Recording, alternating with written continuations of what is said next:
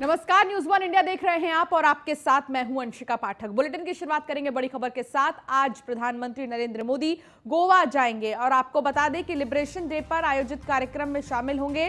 स्वतंत्रता सेनानियों को सम्मानित करेंगे प्रधानमंत्री नरेंद्र मोदी। गोवा को 600 करोड़ की परियोजनाओं की सौगात देंगे पीएम मोदी।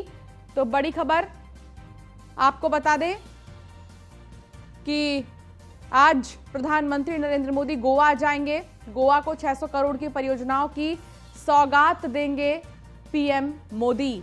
तो आज गोवा के दौरे पर जाएंगे प्रधानमंत्री नरेंद्र मोदी। लिबरेशन डे पर आयोजित कार्यक्रम में शामिल होंगे प्रधानमंत्री नरेंद्र मोदी। तो स्वतंत्रता सेनानियों को सम्मानित भी करेंगे पीएम मोदी। इससे पहले उत्तर प्रदेश में प्रधानमंत्री का दौरा था, जब वो आए थे और उत्तर प्रदेश को तोहफा दिए थे। कल ही वो शाहजहांपुर में गंगा एक्सप्रेसवे की आधारशिला उन्होंने रखी है और आज वो गोवा जाएंगे और गोवा में पीएम मोदी लिबरेशन डे पर आयोजित कार्यक्रम में शामिल होंगे। कई सारे स्वतंत्रता सेनानियों को सम्मानित भी करेंगे पीएम मोदी।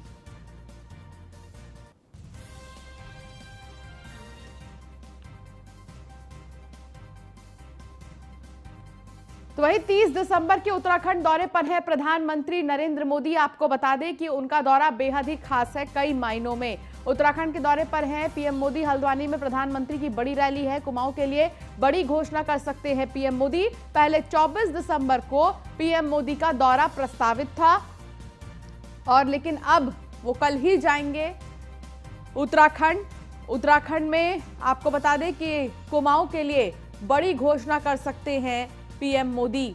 तो हल्द्वानी में प्रधानमंत्री नरेंद्र मोदी की एक बड़ी रैली है, जिसमें लोगों की भारी भरकम भीड़ इकट्ठा होने की बात कह रहे हैं कि काफी संख्या में लोग इकट्ठा होंगे उनके इस बड़ी रैली में। कुमाऊं के लिए बड़ी घोषणा कर सकते हैं प्रधानमंत्री नरेंद्र मोदी। पहले 24 दिसंबर को पीएम का दौरा प्रस्तावित था, लेकिन अब शेड्यूल में थोड़ा चेंज हुआ है और पीएम मोदी कल ही जाएंगे। 30 दिसंबर को उत्तराखंड के दौरे पर पीएम मोदी हैं और हल्द्वानी में प्रधानमंत्री की बड़ी रैली है। तो पहले 24 था, अब 30 को जाएंगे। सुदीप हमारे संवाददाता हमारे साथ जुड़ गए हैं ज्यादा जानकारी के लिए। सुदीप, क्या जानकारी मिल रही है पीएम मोदी के दौरे को लेकर? क्या शेड्यूल चेंज हुआ है? देखिए, पहले 24 तारीख का जैसे कि उनका दौरा प्रस्तावित था, पार्टी ने यही प्रोग्राम पीएमओ से मांगा था, लेकिन बात को एक प्रोग्राम चेंज हुआ क्योंकि पीएमओ से भी 24 तारीख को लिए रिप्लाई नहीं था। शायद 24 और 23 में कई व्यस्तता है प्रधानमंत्री की। दूसरी महत्वपूर्ण बात यह है कि हमने देखा देहरादून में जो प्रधानमंत्री मोदी की रैली हुई और उसके ठीक बाद जो राहुल गांधी की रैली हुई, दोनों की रैलियों में अंतर भीड़ को भी था, जिससे भाजपा चिंतित है क्योंकि राहुल गांधी की सभा में अधिक भीड़ थी। फिर ये तय किया गया पार्टी द्वारा कि थोड़ा कार्यक्रम को लेट किया जाए, इसलिए 30 तारीख का समय पीएमओ से भारतीय जनता पार्टी उत्तराखंड को मिल गया है। प्रधानमंत्री एक बड़ी घोषणा भी कर सकते हैं, जैसा कि सूत्र बता रहे हैं। कुमाऊं में नेटवर्क कनेक्टिविटी और सड़क मार्ग से जुड़ी ये कोई बड़ी घोषणा हो सकती है। इसमें रेल की भी एक महत्वपूर्ण बात सामने आ रही है। तो निश्चित तौर पे बड़ी रैली होगी प्रधानमंत्री की 30 तारीख को। अधिक से अधिक लोगों को लाने का दबाव होगा क्योंकि 30 तारीख की रैली के बाद बहुत अधिक 10 दिन का समय बचता है। सूत्र बता रहे हैं 10 से 12 दिन बाद ही आचार संहिता लगने जा रही है, मॉडल कोड ऑफ कंडक्ट। लिहाजा भारतीय जनता पार्टी इस रैली को बहुत सफल बनाना चाहती है क्योंकि आचार संहिता के बाद घोषणा नहीं हो पाएगी। तो ये भारतीय जनता पार्टी को भी पता है कि इस रैली को सफल बनाना है। जी सुदीप, बहुत ज्यादा खास है प्रधानमंत्री का ये दौरा क्योंकि चुनाव बेहद ही नजदीक है और ऐसे में प्रधानमंत्री उत्तर प्रदेश को तो साध ही रहे हैं। अलग अलग जगहों पर उत्तर प्रदेश के वो गए और उन्होंने इतनी बड़ी सौगात दी है, चाहे वो गंगा एक्सप्रेसवे हो या फिर वो काशी विश्वनाथ का धाम क्यों ना हो। और अब उत्तराखंड को भी इस चीज का इंतजार था, तो उत्तराखंड के लिए एक बड़ी घोषणा कर सकते हैं पीएम मोदी। क्या कोई आशंका जताई जा रही है कि वो उस घोषणा में क्या चीजें शामिल हो सकती हैं? जी देखिए, इससे पहले जब प्रधानमंत्री उत्तराखंड आए थे, करीब 5 वर्ष पूर्व उन्होंने 4 धाम मार्ग परियोजना का तोहफा दिया था, जो 4 धाम हाईवे प्रोजेक्ट आज चल रहा है। जैसा कि मैंने बताया कि सूत्र बता रहे हैं कि सड़क और रेल से जुड़ी कोई बड़ी सौगात प्रधानमंत्री उत्तराखंड को दे सकते हैं या ऐलान कर सकते हैं, क्योंकि कुमाऊं में बहुत दिनों से टनकपुर बागेश्वर रेल लाइन की मांग चलती रही है और रोड कनेक्टिविटी को लेकर भी समय समय पर हमने आंदोलन देखे हैं। तो माना जा रहा है कि प्रधानमंत्री नरेंद्र मोदी 30 तारीख को इसी से जुड़ा कोई बड़ा तोहफा उत्तराखंड को देने जा रहे हैं। चलिए ठीक है सुदीप, आप बने रहिए हमारे साथ, आगे भी हम आपसे अपडेट लेंगे।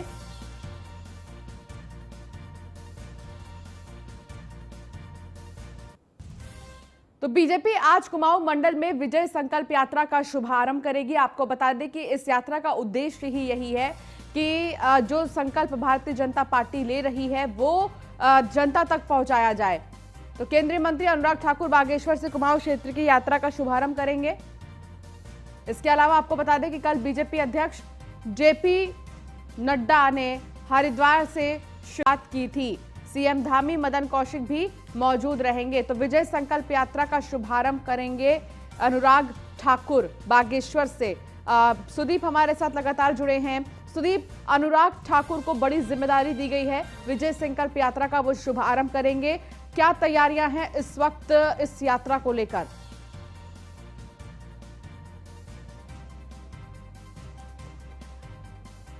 सुदीप, क्या आप तक हमारी आवाज पहुंच रही है? जी सुदीप, विजय संकल्प यात्रा की शुरुआत करेंगे अनुराग ठाकुर बागेश्वर से। क्या उद्देश्य है विजय संकल्प यात्रा का और इसको लेकर तैयारियां क्या चल रही हैं? देखिए, भारतीय जनता पार्टी ने विजय संकल्प यात्रा को ये तय किया है पूरे प्रदेश में कि वो आचार संहिता लगने से पहले अपनी इस यात्रा को संपन्न करेगी। सभी 70 विधानसभाओं में पार्टी द्वारा तैयार किए गए रथ जाएंगे, जिसमें केंद्र और राज्य की योजनाओं को बताया जाएगा। इस विजय संकल्प यात्रा की एक विशेष बात, महत्वपूर्ण बात ये भी है कि उत्तराखंड है मोदी के साथ, यानी एक बार फिर भारतीय जनता पार्टी ने उत्तराखंड ने प्रधानमंत्री मोदी के नाम पर ही जनता के समक्ष जाना उचित समझा है।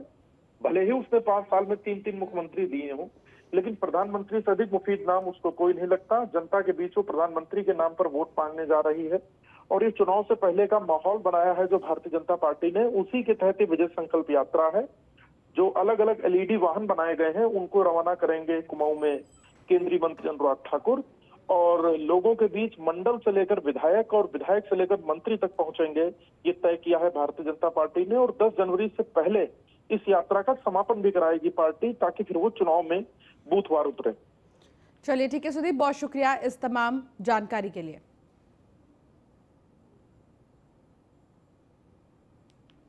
कल ही प्रधानमंत्री नरेंद्र मोदी ने शाहजहांपुर को एक बड़ी सौगात दी है। गंगा एक्सप्रेसवे की आधारशिला रखी है। ये गंगा एक्सप्रेसवे कई मायनों में खास है। ये गंगा एक्सप्रेसवे से सिर्फ शाहजहांपुर को ही नहीं बल्कि 12 जिलों को इसका सीधे तौर पर फायदा होगा। और अपने संबोधन में कल पीएम मोदी ने एक नया नारा दिया है उत्तर प्रदेश के लिए, जिसमें उन्होंने कहा है कि यूपी प्लस योगी बहुत है उपयोगी। साथ ही विपक्षियों पर जमकर निशाना साधा। देखिए रिपोर्ट। यूपी प्लस योगी बहुत है उपयोगी।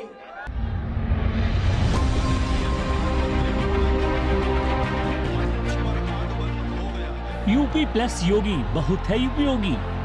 पीएम ने विपक्ष को साफ साफ संकेत दे दिया कि बीजेपी जीत के मिशन पर है और उसके अगुआ हैं तेजस्वी और तेज तर्रार सीएम योगी आदित्यनाथ। मौका था यूपी के सबसे लंबे एक्सप्रेसवे के शिलान्यास का। पीएम ने गंगा एक्सप्रेसवे का शिलान्यास करते हुए कहा, इस एक्सप्रेसवे के बनने से लोगों को तमाम सहूलियत होगी। वहीं विकास की राह में यूपी एक और कदम आगे बढ़ गया है। पीएम ने कहा, गंगा एक्सप्रेसवे से किसानों और नौजवानों को काफी लाभ पहुंचेगा।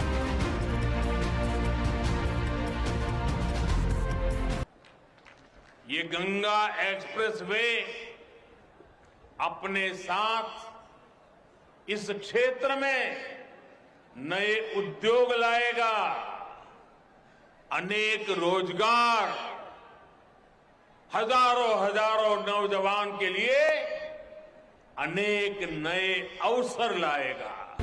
पीएम मोदी ने कहा कि मां गंगा सारे मंगलों की, सारी उन्नति प्रगति की स्रोत है। मां गंगा सारी सुख देती है और सारी पीड़ा हर लेती है। ऐसे ही गंगा एक्सप्रेसवे भी यूपी की प्रगति के नए द्वार खोलेगा। साथ ही देश की अर्थव्यवस्था को आगे ले जाने में महत्वपूर्ण भूमिका निभाएगा। पीएम मोदी ने कहा, ये जो आज यूपी में एक्सप्रेसवे का जाल बिछ रहा है, जो नए एयरपोर्ट बनाए जा रहे हैं, नए रेलवे रूट बन रहे हैं, वो यूपी के लोगों के लिए अनेक वरदान एक साथ लेकर आ रहे हैं। इसलिए गंगा एक्सप्रेसवे यूपी के विकास को गति भी देगा और यूपी को शक्ति भी देगा। पीएम ने विपक्ष पर करारा वार किया। कहा पहले लोगों के मेहनत का पैसा कागजों में शुरू होता था, जिससे वो लोग तिजोरी भर सकें। लेकिन उनकी सरकार की मंशा है कि जनता का पैसा बचे। ये संभव हो पाया है संसाधनों के उचित इस्तेमाल से। डबल इंजन की सरकार की वजह से यूपी निरंतर आगे बढ़ रहा है। पहले ऐसी बड़ी परियोजनाएं कागज पर इसलिए शुरू होती थी कि वो लोग अपनी तिजोरी भर सके। आज ऐसी परियोजनाओं पर इसलिए काम हो रहा है ताकि यूपी के लोगों का पैसा बचे, आपका पैसा आपके जेब में रहे। वहीं पीएम ने माफिया पर कार्रवाई की योगी सरकार की तारीफ की, वहीं विपक्ष पर निशाना साधा। इसी स्थिति के चलते कई गांवों से पलायन तक की खबरें आए दिन आती रहती थी, लेकिन बीते 4-4.5 साल में योगी जी की सरकार ने स्थिति को सुधारने के लिए बहुत परिश्रम किया है। एक नजर डालते हैं गंगा एक्सप्रेसवे के फायदे पर। दिल्ली से बिहार का सफर आसान होगा। दिल्ली से बिहार जाना 11 घंटे में मुमकिन होगा। पश्चिम यूपी से पूर्वांचल जाना आसान होगा। रोजगार के मौके बढ़ेंगे। विकास की नई राहें खुलेंगी। ज्यादा उद्योग लगेंगे, कारोबार बढ़ेगा। वहीं इस मौके पर सूबे के सीएम योगी आदित्यनाथ ने कहा कि पहले जो घोषणाएं होती थी वो सिर्फ चुनावों को ध्यान में रखकर होती थी, लेकिन अब ऐसा नहीं है। पहले और अब की सरकार में यही बड़ा अंतर है। अब योजनाओं की घोषणा ही नहीं होती, उन्हें पूरा किया जाता है। उत्तर प्रदेश के अंदर 1947 से लेकर के 2017 तक 1.5 एक्सप्रेसवे बना था। आज पूरे प्रदेश को एक नई ऊंचाइयां देते हुए देश की अर्थव्यवस्था को सुदृढ़ करने की दिशा में कार्य कर रहा है। योगी आदित्यनाथ ने पीएम के श्रमिकों के आदर देने की बात कही, जिस तरह काशी में पीएम ने उनके पैर धोए थे। भाइयों बहनों, ये न केवल जोड़ने का है, बल्कि श्रमिकों के परिश्रम को एक नया सम्मान देने का कार्यक्रम है। और ये वही कार्यक्रम है जिसे प्रधानमंत्री जी ने अभी 13 दिसंबर को बाबा विश्वनाथ की पावन धरती पर, वहां पर भगवान शिव के प्रति अपनी असीम आस्था को व्यक्त करते हुए उन स्वच्छता कर्मियों के भी। और इस बीच एक बड़ी खबर आपको बता दें कि देश में 134 लोग ओमिक्रॉन वेरिएंट से संक्रमित पाए गए हैं। महाराष्ट्र में ओमिक्रॉन के 8 नए मरीजों की पुष्टि हुई है। दिल्ली में 22 लोग ओमिक्रॉन वेरिएंट से संक्रमित हैं। गाजियाबाद में ओमिक्रॉन के 2 मरीजों की पुष्टि हुई है।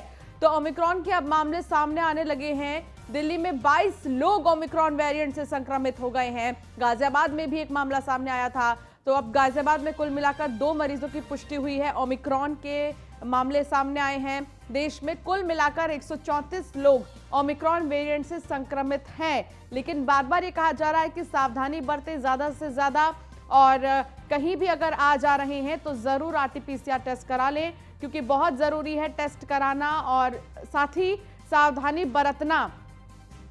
लापरवाही बिल्कुल भी नहीं, क्योंकि ओमिक्रॉन वेरिएंट बहुत ही ज्यादा खतरनाक है और इसके चपेट में सबसे ज्यादा युवा बच्चे ये आ रहे हैं। लेकिन कहा जा रहा है कि सावधानी ही एकमात्र विकल्प है, तो सावधानी बरतें। महाराष्ट्र में क्योंकि ओमिक्रॉन के 8 नए मामले सामने आए हैं, कुल मिलाकर पूरे देश में 134 मामले सामने आ गए हैं ओमिक्रॉन वेरिएंट के। गाजियाबाद में कल ही एक मामला सामने आया था, लेकिन आज भी मामला सामने आया, इसलिए कुल मिलाकर गाजियाबाद की अगर बात करें तो 2 मामले सामने आ गए हैं और देश में कुल मिलाकर 134 लोग ओमिक्रॉन वेरिएंट से संक्रमित पाए गए हैं।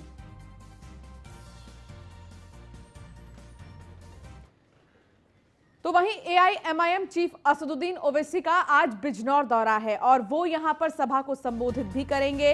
दोपहर 1 बजे मिंट हरी चुंगी में जनसभा को संबोधित करेंगे। शोषित वंचित समाज के रैली को वो संबोधित करेंगे। जनसभा को लेकर कार्यकर्ताओं में भारी उत्साह है।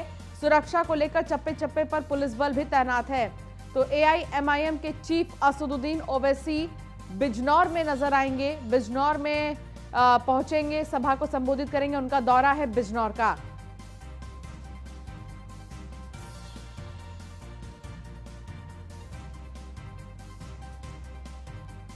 तो वहीं गोंडा में चोरों के हौसले बुलंद हैं। आपको बता दें कि शॉपिंग मॉल के बाहर से बाइक लेकर फरार हो गए हैं। चोरी की वारदात को अंजाम देकर चोर फरार हैं। बाइक चोरी की घटना सीसीटीवी कैमरे में कैद हो गई है।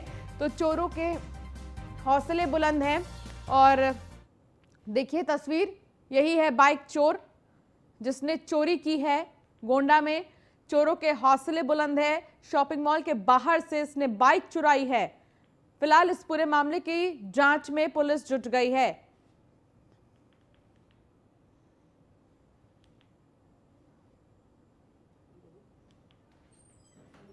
तो वहीं नोएडा में मेट्रो अस्पताल और हृदय संस्थान की तरफ से सेक्टर 108 में पुलिस कमिश्नर कार्यालय चिकित्सा शिविर आयोजित किया गया है। इस शिविर में पुलिस कर्मियों के स्वास्थ्य का परीक्षण किया गया। शिविर में 100 पुलिस कर्मियों के हृदय, रक्तचाप और शुगर की जांच उपकरणों द्वारा की गई है।